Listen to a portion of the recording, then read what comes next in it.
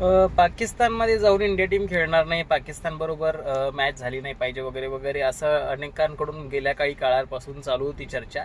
परंतु होऊ दे ना पाकिस्तान बरोबर. पाकिस्तानला त्यांच्या घरात जाऊन असेल, त्यांच्या भागात जाऊन असेल, तुडवायला मजा येते. आणि पुन्हा एकदा तेच कोहलीनं करून दाखवलेलं आहे. किंग हा किंग असतो. शेर झोपलेला जरी असला, गेल्या अनेक मॅचांपासून खेळला नसला तरी जिथं परफॉर्मन्स करायचं तिथे करून दाखवणारच. आणि आज तो कोहलीनं करून दाखवलेला आहे. धुव्वा उडवलेला आहे अक्षरशः पाकिस्तानचा. शेवटला तुम्हाला कळलं असेल की कोहलीला सेंचुरी होऊ द्यायची नव्हती, म्हणून व्हाईट बॉल टाकणं असू द्यात, व्हाईटचा चौकार देण्याचा प्रयत्न करणं असू द्यात, किंवा शाहीन शाह आफ्रिदीनं तर मला वाटतं एका ओव्हरमध्ये 3-3 व्हाईट बॉल टाकले, एक्स्ट्रा रन 3-3 4-4 दिल्या.